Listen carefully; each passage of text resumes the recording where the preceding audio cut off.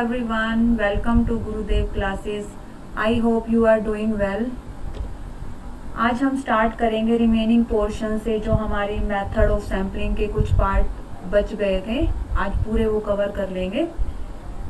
तो random sampling के बारे में हम कर चुके थे, आज हम करेंगे परपोजिव सैम्पलिंग। परपोजिव सैम्पलिंग क्या होती है उसके बारे में मैं थोड़ा सा बता देती हूँ। परपोजिव सैम्पलिंग जो होती है ना उसको हम जजमेंटल सैम्पलिंग भी बोलते हैं। इसके अंदर हम अपने पर्पस के अकॉर्डिंग कुछ डेटा को या कुछ सैंपल को चूज कर लेते हैं।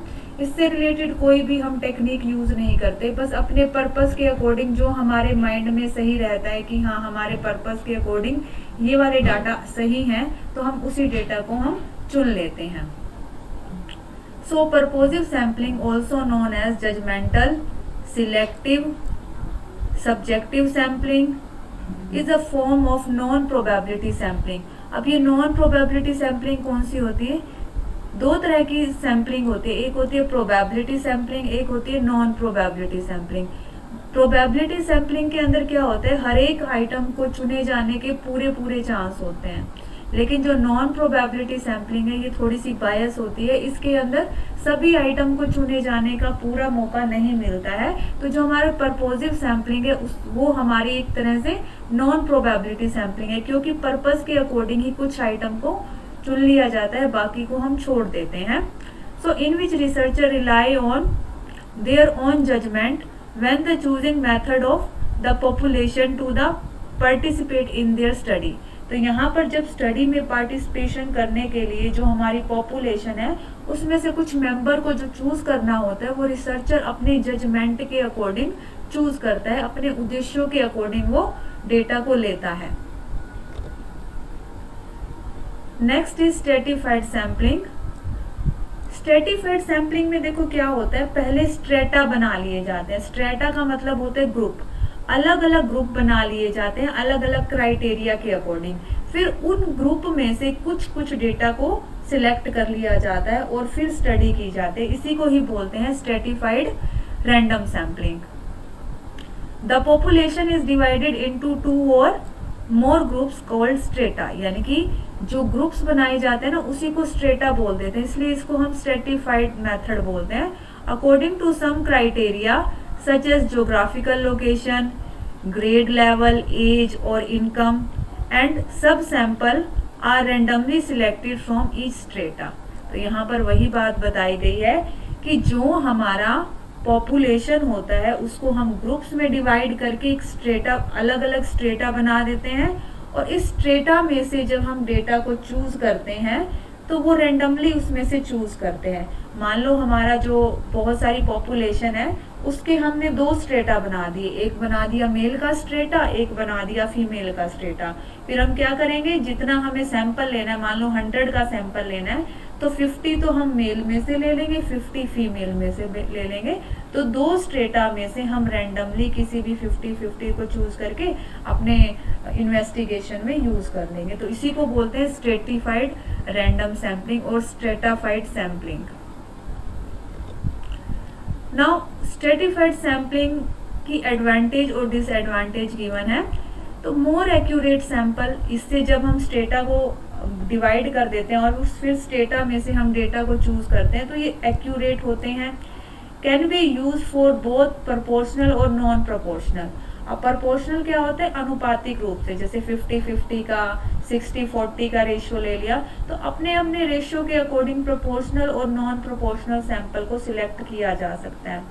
रिप्रेजेंटेशन ऑफ सब ग्रुप इन द सैंपल, और ये जो हमारे स्ट्रेटा होते हैं ना, जो जिन सब ग्रुप में से हम सैंपल निकालते हैं ये उन सब ग्रुप्स को सब रिप्रेजेंट करते हैं। तो ये भी इसकी एडवांटेज में आ जाएगा, क्योंकि वो पॉपुलेशन को रिप्रेजेंट करते हैं, क्योंकि वो एक ग्रुप में से निकाले गए होते हैं तो अपने ग्रुप को रिप्रेजेंट करते हैं। नाउ इसकी एडवांटेज क्या है, identification of all member of the population can be difficult. तो यहाँ पर डिफिकल्टी क्या आती है, जो हमारी पॉपुलेशन है ना उसका साइज तो बड़ा होता है और उसमें जो ऑल मेंबर की जो आइडेंटिफिकेशन है ना वो करनी संभव नहीं हो पाती, या बहुत ज्यादा टफ हो जाता है, इसलिए ये इसकी डिसएडवांटेज में आ जाएगा। नेक्स्ट एक सिस्टेमेटिक सैम्पलिंग। अब जो सिस्टेमेटिक सैम्पलिंग है इसका क्या मतलब है, देखो एक सिस्टम से चला जाता है। सिस्टम मीन्स डेटा जो हमारे पास है उसको हम सीरीज वाइज लगा लेंगे, या तो असेंडिंग में भी लगा सकते हैं, डिसेंडिंग में लगा सकते हैं, या सीरियल के अकॉर्डिंग सिंपल लगा सकते हैं। उसके बाद हम रेंडमली एक आइटम को चुन लेंगे, ठीक है। लाइक मान लो हमने एक आइटम चुनी और वो 5th आ गई, और उसके बाद हमने और ज्यादा आइटम को चुनना है, लेट्स हमें 5 और को चुनना है, तो हम क्या करेंगे 5th आइटम ले लेंगे, फिर 10 को छोड़ के 15th ले लेंगे, फिर 25th, 35th, ऐसे ही 45th, 55th। तो इस तरीके से हम क्या करते हैं, हम nth आइटम को लेकर डेटा को सिलेक्ट कर लेते हैं। तो सिलेक्टिंग एवरी kth आइटम और every nth item subject for a list from the member of population. जो हमारी पॉपुलेशन के अंदर जितने भी मेंबर है ना, उनकी एक लिस्ट बना लेंगे, ठीक है। वो लिस्ट कुछ भी हो सकती है, उस लिस्ट में कोई भी एक आइटम हम सिलेक्ट कर लेंगे रैंडमली। जो भी आता है उसको हम 10 से या फिर 5 से इंक्रीज करके जितना भी हमारा सैंपल साइज है उसको इंक्रीज कर सकते हैं। अब इसकी एडवांटेज क्या है, इजी, वेरी इजीली डन, आसानी से की जा सकती है, ज्यादा कोई इधर उधर जाने की जरूरत नहीं पड़ती है। डिसएडवांटेजेस क्या है, सब ग्रुप्स होते हैं इसके अंदर, तो क्योंकि सब ग्रुप्स होते हैं तो यहाँ पर डिफिकल्ट हो जाता है nth आइटम को या k आइटम को फाइंड आउट करना। Some member of population do not have an equal chance of being included। तो क्योंकि यहाँ पर हम जो पहली वाली आइटम है ना, बस वही हम रेंडमली निकालते हैं, उसके बाद हम एवरी 10th आइटम या एवरी 5th आइटम ले लेते हैं, तो यहाँ पर ईच एंड एवरी जो आइटम है उसके आने के इक्वल चांस नहीं होते हैं, तो ये इसकी डिसएडवांटेज हो जाएगी। Next one is convenience sampling. नाम से ही पता चल रहा है कि ऐसी सैम्पलिंग जो कन्वीनियंट है, जिसमें कोई भी दुविधा नहीं है, जो सुविधाजनक है, उसको बोलते हैं कन्वीनियंट सैम्पलिंग या कन्वीनियंट सैम्पलिंग। तो find some people that are easy to find. कोई भी ऐसा डेटा जो आसानी से हमें मिल जाता है, वही हमारा कन्वीनियंट सैम्पलिंग कहलाता है। और ये जो मेथड होता है ना, अपनी कन्वीनियंस के अकॉर्डिंग कोई भी अपना सकता है। जैसे मान लो एक टीचर है, ठीक है, और उसको 50 स्टूडेंट्स का डेटा चाहिए, तो वो कन्वीनियंस कहाँ होगा, जो उसके घर के पास स्कूल है वहां जाकर उसको कन्वीनियंस, जो भी उसको कन्वीनियंस लगे उसी स्कूल में से वो डेटा ले सकता है, तो उसको इधर उधर कहीं जाने की जरूरत नहीं पड़ती है।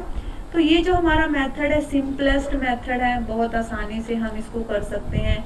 लीस्ट एक्सपेंसिव मेथड है, बहुत ही सस्ता है, ज्यादा खर्चा भी नहीं आता। बट इसकी एक डिसएडवांटेज भी है, अनसाइंटिफिक मेथड है और अनरिलायबल है। अगेन कन्वीनियंस सैम्पलिंग, यहाँ पर देखो ये फिगर है। अगर इस व्यक्ति ने कोई भी इन्वेस्टिगेशन करना है तो इसकी कन्वीनियंस क्या होगी, जो इसके अप्रोच में है ना, जो इसके आसपास है, उसी को पकड़ के और अपना डेटा ले लेते हैं, तो इसी को बोलते हैं कन्वीनियंस सैम्पलिंग। जो चीज हो रही है, चाहे तो एक्सीडेंटली कुछ मिल रहा है, चाहे जल्दबाजी में कुछ मिल रहा है, तो जो भी आसानी से मिल रहा है उसी को लेके जब डेटा कलेक्ट कर लेते हैं तो वो कन्वीनियंस सैम्पलिंग होती है। The process of including whoever happens to be available at time, यानी कि उस टाइम पर जो भी आपके पास अवेलेबल है ना, उसी को ही इंक्लूड कर लेते हैं, इसीलिए इसको हम एक्सीडेंटल और हैफाजार्ड सैम्पलिंग भी बोल देते हैं। Next quota sampling. अब कोटा सैम्पलिंग क्या होता है, कोटा नाम से ही पता चल रहा है कि कोटा फिक्स कर दिया जाता है, और जो कोटा फिक्स कर दिया जाता है उतना ही सैंपल लेना जरूरी होता है। तो in this method the population is divided into different groups और classes according to the different characteristic of population, यानी कि पॉपुलेशन की डिफरेंट कैरेक्टरिस्टिक के अकॉर्डिंग जो हमारा डेटा है उसको डिफरेंट ग्रुप्स में या डिफरेंट क्लासेस में पहले तो डिवाइड कर दिया जाता है। उसके बाद some percentage of different groups in total population is fixed. जो हमारी टोटल पॉपुलेशन है ना, उसमें से कुछ परसेंटेज को फिक्स कर दिया जाता है कि इस पॉपुलेशन में से या इस ग्रुप में से हमें इतने % डेटा लेना है, यानी कि पूरा 100% है तो हम ये मान लेंगे कि अगर हमने यहाँ 2 ग्रुप्स बनाए ना, तो हम एक कोटा फिक्स कर लेंगे कि इस वाले ग्रुप में से हमें 5% लेना ही लेना है और इस वाले ग्रुप में से बाकी बचा हुआ हिस्सा लेना है। तो इसको हम बोलते हैं कोटा सैम्पलिंग, जहां पर हम फिक्स कर देते हैं कोई चीज। तो investigator select the fixed number of item from each group of the frame of sample. यानी कि जब भी उसको सैंपल फ्रेम करना होता है ना, तो वो हर एक ग्रुप में से जो भी फिक्स कर रखा है, जितना भी कोटा फिक्स कर रखा है, उसके अकॉर्डिंग इन्वेस्टिगेटर अपना डाटा लेके चलता है। Now quota sampling merit and demerit. First is not so expensive. जो हमारी कोटा सैम्पलिंग है ना, ज्यादा एक्सपेंसिव नहीं है, बट यहाँ प्रॉब्लम क्या आती है, हाई पॉसिबिलिटी ऑफ बायस। यहाँ पर बायसनेस की पॉसिबिलिटी है, यहाँ पर पक्षपात हो सकता है। जो इन्वेस्टिगेटर है अपने अकॉर्डिंग डेटा को ले सकता है, उसको जानबूझकर छोड़ भी सकता है। Okay guys, this was all about for today. Keep watching, keep learning. Thank you so much. If you have any query, you can put comment in comment section. I will solve your doubt. Thank you so much.